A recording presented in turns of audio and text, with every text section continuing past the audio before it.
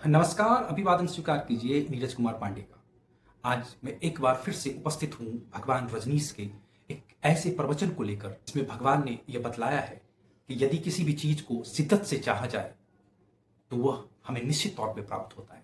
यदि हमारी सोच, हमारी चाहत, हमारा विचार निर्द्वंद होगा तो हम निश्चित तौर पे अपने विचार को मूर्त रूप दे पाएंगे। दुनिया का कोई भी लक्ष्य यदि दीवानगी से चाहा जाए, दीवानगी से प्राप्त करने की कोशिश की जाए तो हम प्राप्त कर सकते हैं। भगवान ने लॉ ऑफ अट्रैक्शन को अपने ही अंदाज में प्रस्तुत किया है। भगवान के एक एक शब्द जीवन के वो मंत्र लगते हैं जो कि हर व्यक्ति को जीवन में उच्चतम शिखर तक पहुंचने में मदद कर सकता है। भगवान रजनीश का एक एक शब्द एक श्लोक जैसा लगता है। ऐसा लगता है ये जीवन का वो मंत्र है जिसके सहारे हर कोई अपनी नैया पार कर सकता है। भगवान को सुनना इतना सुकून देता है, इतना आनंद देता है जिसकी तुलना किसी दूसरी चीज से नहीं की जा सकती है। भगवान ने जीवन में सफलता का जो मंत्र इस प्रवचन के माध्यम से हमें दिया है उसका लाभ हम सबको उठाना चाहिए। तो चलिए आनंद लेते हैं भगवान रजनीश के इस प्रवचन का। मनुष्य वही बनता है जो वह अपने भीतर सोचता है। तुम जो चाहोगे वही बन जाओगे, लेकिन ये चाहना कोई साधारण चाहना नहीं है। ये चाहना तुम्हारी पूरी चेतना का बीज है। अगर तुम्हारे भीतर डर है तो तुम डर ही बन जाओगे। अगर तुम्हारे भीतर संदेह है तो तुम्हारा जीवन एक संदेह का जीवन होगा। अगर तुम्हारे भीतर प्रेम है तो तुम प्रेम ही बन जाओगे। ध्यान रखना, जीवन तुम्हारी इच्छाओं का प्रतिबिंब है। जैसे दर्पण में चेहरा दिखाई देता है, वैसे ही तुम्हारे विचार, तुम्हारी चाहतें तुम्हारा संसार बनाते हैं। तुम्हारे भीतर जो है वही बाहर खींचकर आता है।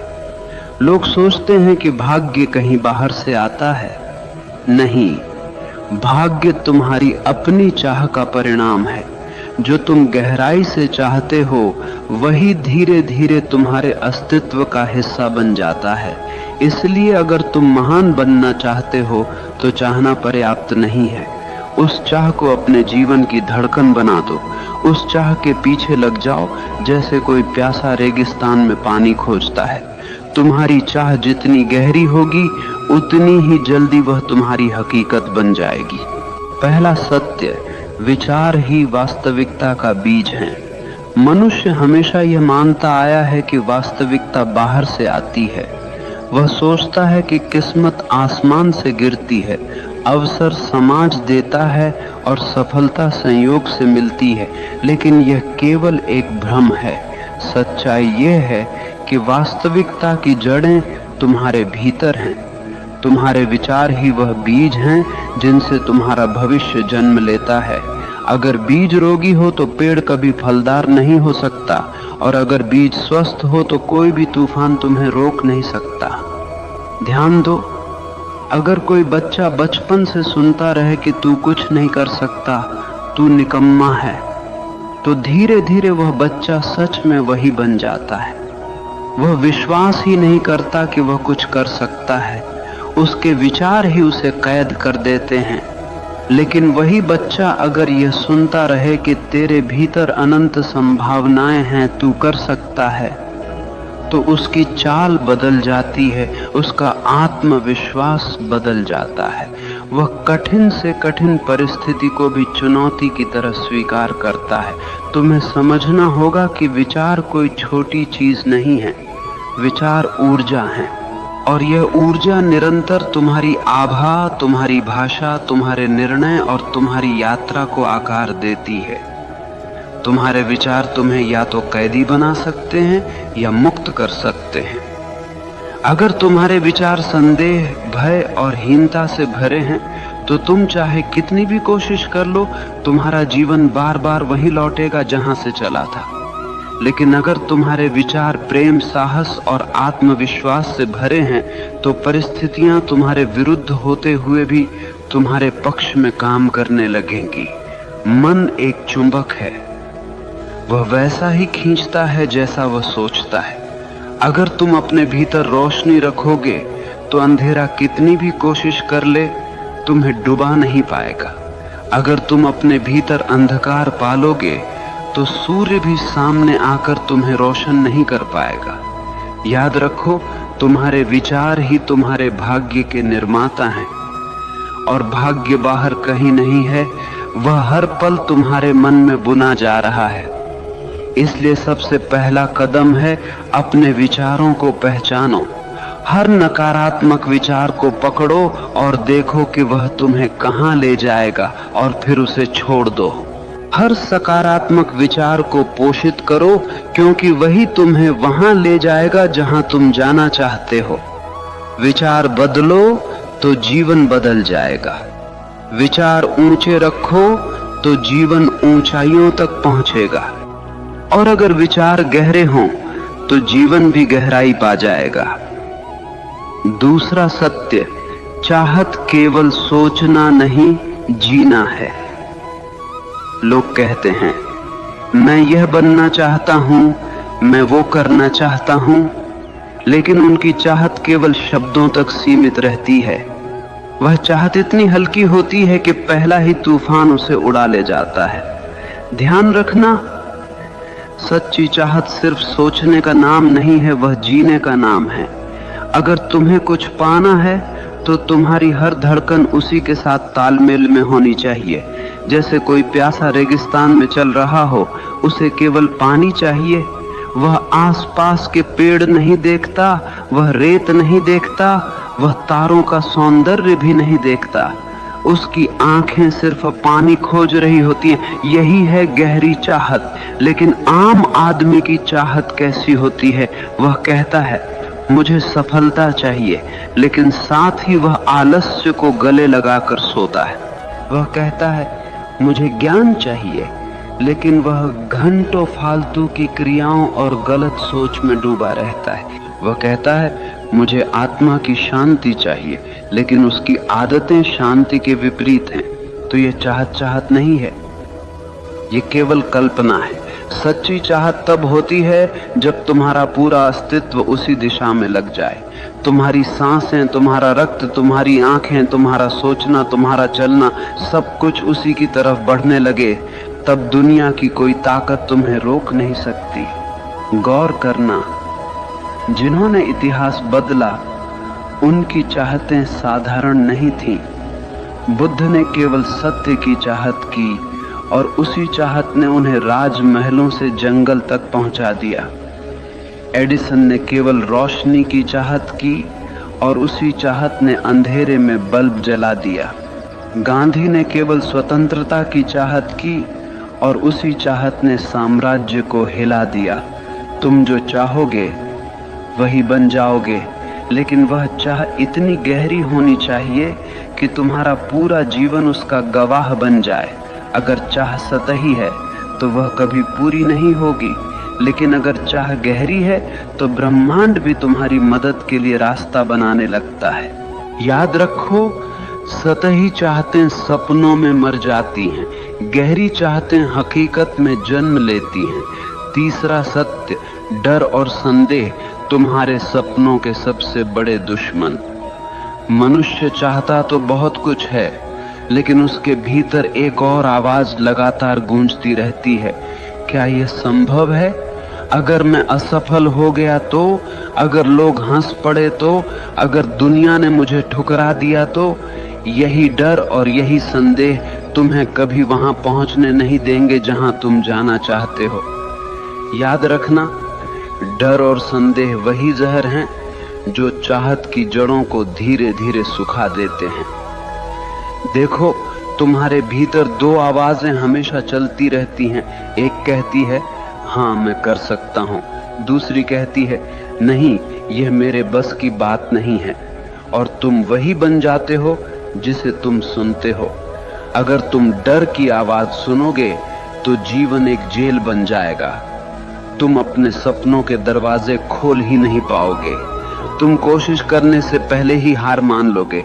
डर तुम्हें यकीन दिलाएगा कि सुरक्षित रहना ही समझदारी है, लेकिन ध्यान रखना, सुरक्षित रहने वाले लोग कभी महान नहीं बनते, वे केवल भीड़ में गुम हो जाते हैं। और अगर तुम साहस की आवाज सुनोगे तो दुनिया कहेगी पागल है, लेकिन वही पागलपन तुम्हें ऊंचाइयों पर ले जाएगा। हर महान इंसान को कभी न कभी पागल कहा गया है। क्योंकि उसने डर को नकार दिया और संदेह को त्याग दिया। ध्यान से समझना, डर असली नहीं होता, वह केवल एक कल्पना है। तुम सोचते हो कि भविष्य में कुछ गलत होगा, लेकिन भविष्य अभी आया ही कहां है। तुम डर को अपनी सोच से पैदा करते हो और फिर उसी डर में जीते हो।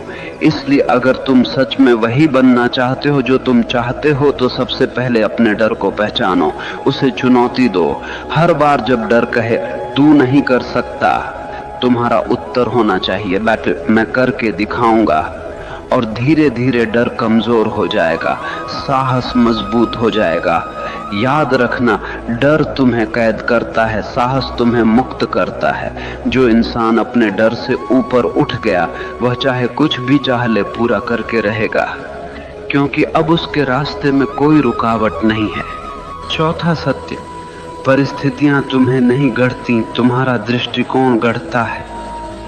लोग हमेशा शिकायत करते रहते हैं, मेरी हालत खराब है, मेरी परिस्थितियां कठिन हैं, मेरा परिवार मेरा साथ नहीं देता, समाज मुझे रोकता है। लेकिन ध्यान से सुनो, परिस्थितियां कभी किसी को महान नहीं बनाती और न ही किसी को छोटा करती हैं। महान वही बनता है जो कठिन परिस्थितियों को सीढ़ी बना लेता है, और छोटा वही रह जाता है जो परिस्थितियों को बहाना बना लेता है। जीवन में तूफान आएंगे, कभी गरीबी का तूफान, कभी असफलता का, कभी अकेलेपन का। लेकिन असली प्रश्न यह नहीं है कि तूफान कितना बड़ा है, असली प्रश्न यह है कि तुम उसे देखने का दृष्टिकोण क्या रखते हो। एक ही परिस्थिति में दो इंसान होते हैं, एक टूट जाता है, हार मान लेता है, दूसरा उसी परिस्थिति में और भी मजबूत हो जाता है। फर्क केवल दृष्टिकोण का होता है। अगर तुम्हारा दृष्टिकोण यह है कि हर मुश्किल मुझे कुछ सिखाने आई है, तो वह मुश्किल तुम्हारा शिक्षक बन जाएगी। लेकिन अगर तुम्हारा दृष्टिकोण यह है कि मुश्किलें मुझे तोड़ने आई हैं, तो वह मुश्किल सच में तुम्हें तोड़ देगी। याद रखना, जीवन कभी तुम्हारे हिसाब से नहीं चलेगा, लेकिन तुम्हारे पास एक आजादी हमेशा है। कैसे प्रतिक्रिया देनी है, यह तुम पर निर्भर करता है। बुद्ध ने कहा था, दुख तुम्हारे पास आता है, लेकिन दुख को पकड़ कर रखना तुम्हारा चुनाव है। तुम्हें यह समझना होगा कि तुम्हारे सपनों को रोकने वाली सबसे बड़ी दीवार बाहर की दुनिया नहीं है, बल्कि तुम्हारे अंदर का नकारात्मक दृष्टिकोण है। अगर तुम चाहो तो हर परिस्थिति को अवसर में बदल सकते हो। ठीक वैसे ही जैसे सीप में रेत का छोटा सा कण मोती बन जाता है, वही रेत अगर बाहर पड़ी रहती तो कोई मूल्य न होता, लेकिन सीप ने उसे मोती बना दिया, क्योंकि उसने उसे स्वीकारा और रूपांतरित किया। तुम्हारा जीवन भी वैसा ही है। परिस्थितियां रेत के दाने हैं, अगर तुम उन्हें सही दृष्टिकोण से पकड़ोगे तो वही मोती बन जाएंगी। इसीलिए अगर तुम जो चाहो वो बनना चाहते हो, तो सबसे पहले अपने दृष्टिकोण को बदलो। परिस्थितियां चाहे जैसी हों, तुम्हारी नजर उन्हें या तो बोझ बना सकती है या वरदान। पांचवा सत्य, अनुशासन चाहत को हकीकत में बदलने का सेतु। देखो, चाहत रखना आसान है, हर आदमी चाहता है। कोई अमीर बनना चाहता है, कोई सफल, कोई शांत, कोई महान। लेकिन चाहत अकेली कुछ नहीं कर सकती। चाहत को हकीकत तक पहुंचाने के लिए एक पुल चाहिए, और उस पुल का नाम है अनुशासन, डिसिप्लिन। बिना अनुशासन के चाहत वैसी ही है जैसे बिना ईंधन की कार खड़ी रहेगी, कहीं नहीं जाएगी। सोचो, अगर तुम यह चाहते हो कि तुम्हारा शरीर स्वस्थ हो, तो केवल सोचने से कुछ नहीं होगा। तुम्हें रोज व्यायाम करना होगा, सही भोजन करना होगा, आलस्य छोड़ना होगा। यही अनुशासन है। अगर तुम यह चाहते हो कि तुम्हारा जीवन ज्ञान से भरा हो, तो केवल यह चाहना कि काश मैं बुद्धिमान बनूं बेकार है। तुम्हें किताबें पढ़नी होंगी, ध्यान करना होगा, अपने भीतर प्रश्नों को गहराई से देखना होगा। यही अनुशासन है। याद रखना, चाहत बीज है और अनुशासन उसका पानी। बीज कितना भी महान क्यों न हो, अगर उसे पानी न मिले तो वह सूख जाएगा। ठीक वैसे ही तुम्हारी चाहतें बिना अनुशासन के मर जाती हैं। आज दुनिया में लाखों लोग सपने देखते हैं, लेकिन केवल वही लोग सफल होते हैं जिनके पास अनुशासन है, क्योंकि सपनों को हकीकत तक पहुंचाने का काम केवल अनुशासन ही करता है। और अनुशासन कोई कैद नहीं है, अनुशासन तो आजादी है। आजादी इस बात की कि तुम अपने ही आलस्य, अपनी ही कमजोरियों और अपने ही डर से मुक्त हो जाओ। देखो, एक नदी जब तक बह रही है वह जीवन देती है, लेकिन वही नदी अगर बिखर जाए, फैल जाए, तो केवल कीचड़ बन जाती है। अनुशासन नदी के किनारों जैसा है, जो तुम्हारी ऊर्जा को दिशा देता है, गहराई देता है और तुम्हें तुम्हारे मंजिल तक ले जाता है। इसलिए अगर तुम सच में वही बनना चाहते हो जो तुम चाहते हो, तो केवल चाहने से कुछ नहीं होगा। तुम्हें अपने जीवन में अनुशासन की आग जलानी होगी। हर दिन, हर क्षण अपने लक्ष्य के लिए समर्पित होना होगा। और जब चाहत और अनुशासन मिलते हैं तो चमत्कार होता है। तब मनुष्य वही बनता है जो वह चाहता है।